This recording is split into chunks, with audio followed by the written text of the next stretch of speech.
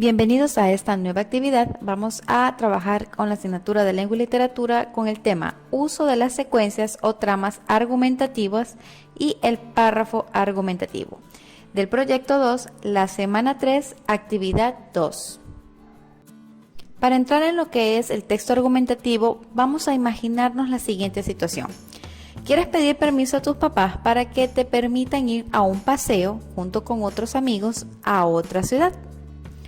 Es muy probable que no te lo den, entonces tienes como misión convencerlos a que te den ese permiso. ¿Cómo lo harías? Como sabes que es muy probable que te nieguen el permiso si tan solo se los pides, vas a optar, lo más probable es que comiences a darles razones por las cuales ellos deberían confiar en ti y otorgarte ese permiso. Por una mano podrías decir, voy a portarme bien, iremos con adultos responsables, es un viaje educativo, iremos a varios museos, no voy a gastar mucho, necesito poco en realidad. Es más, últimamente he demostrado ser responsable tanto en la escuela como en la casa y prometo que no te defraudaré. Con eso, tú ya estarías utilizando argumentos. ¿Sabes qué son los argumentos? Pues bien, son esos, son razones, son motivos que dan validez a lo que tú dices, es decir, a tu petición en este caso. ¿Ves? Ya tenemos claro qué es un argumento. Ahora sí, entremos en materia. ¿Sabías que los textos argumentativos tienen la función de defender una teoría personal sobre determinados aspectos de la realidad? Para esto proponen argumentos o razones lógicos, como el ejemplo que vimos hace un momento. Tú propones argumentos, es decir, estás proponiendo motivos, razones lógicas por las cuales te debían dar permiso. Es decir, buscan sustentar una tesis o idea propuesta. ¿Te das cuenta qué es una tesis? Una tesis es una idea. Este tipo de textos intentan persuadir o convencer al receptor del mensaje de su validez, así como tú vas a utilizar estos argumentos para convencer a tus padres para que te den permiso, pues el texto argumentativo es básicamente eso. Su propósito principal es convencer sobre algo. Por ello, es esencial que estos textos sean coherentes, es decir, tengan sentido y que presenten de forma particular el pensar de quien los escribe. Es decir, recuerda, lo que quieres es convencerlos, no marearlos, ¿no es cierto? Entonces, tienen que tener mucho sentido. Pues bien, veamos cuáles son las características básicas, principales de este tipo de textos. Básicamente vamos a ver dos.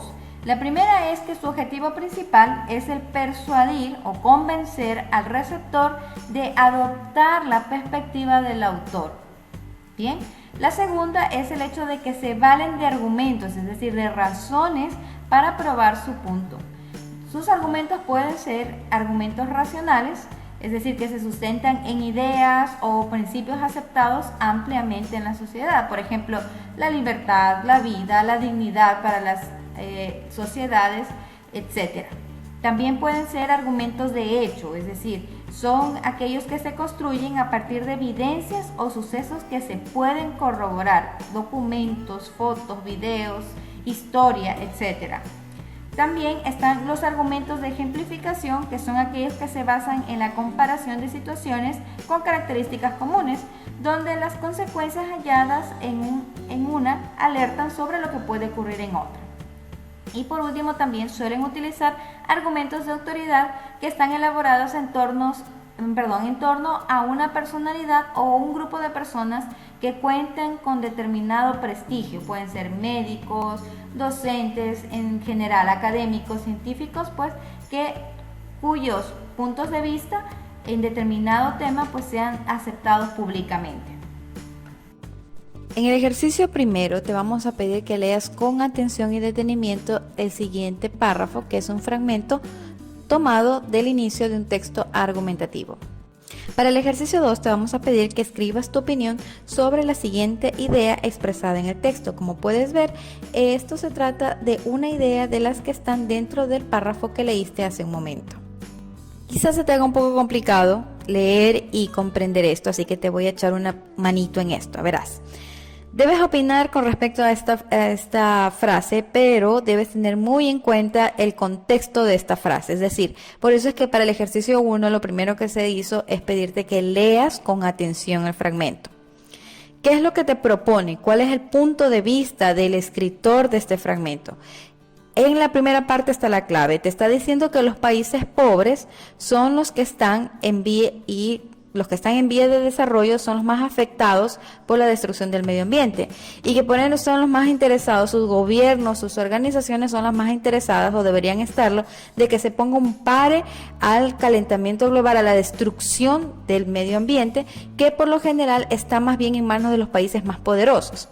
Entonces, como los países más poderosos no tienen tanta afectación, tal parece no tienen tanto interés en detener esto, pero que son los países pobres los que nos interesa esto y que aquí viene la frase que te mandamos a analizar porque dice, constituye un reto acelerado, es decir, que es un reto que tenemos contratiempo para los seres humanos el mitigar, es decir, el reducir los daños causados a la naturaleza. ¿Por qué?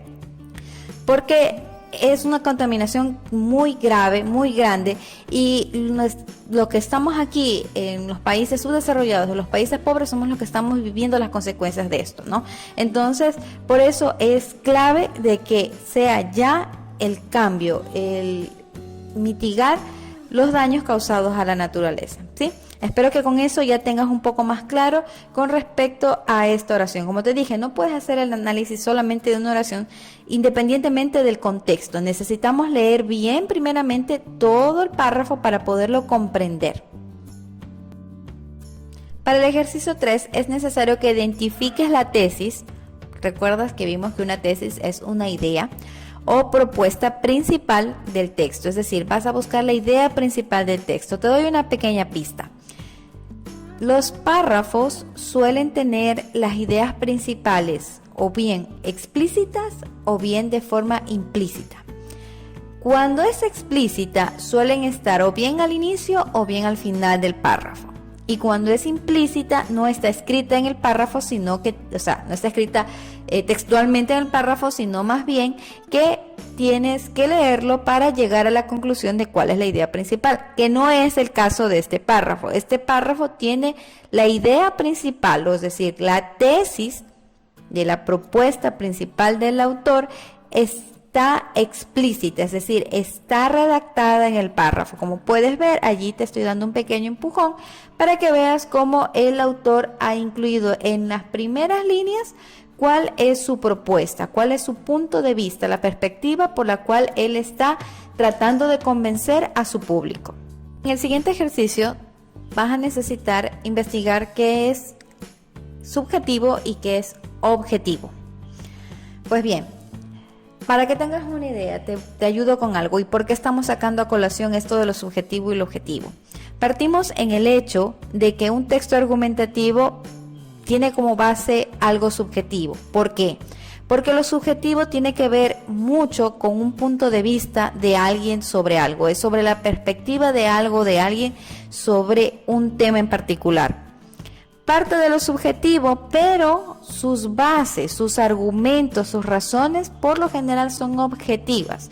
No solamente de que es algo de que ay, yo quiero esto o mi idea es esta porque me gusta tal cosa. No, tiene razones, bases sólidas. Como vimos hace un momento, se valen de argumentos racionales, que son lógicos, que tienen coherencia, que tienen sentido, de hecho, que son cosas muy, muy objetivas, porque los hechos no los puedes cambiar, son cosas que se pueden comprobar, y esos son objetivos, los hechos, de ejemplificación, ejemplos de cosas que realmente existen, sean tangibles o no, son cosas objetivas porque existen, o de autoridad, pues obviamente también son objetivas. Entonces, por eso es que se te está pidiendo un deber en el cual tú puedas comparar hasta cierto punto la diferencia entre lo subjetivo y lo objetivo.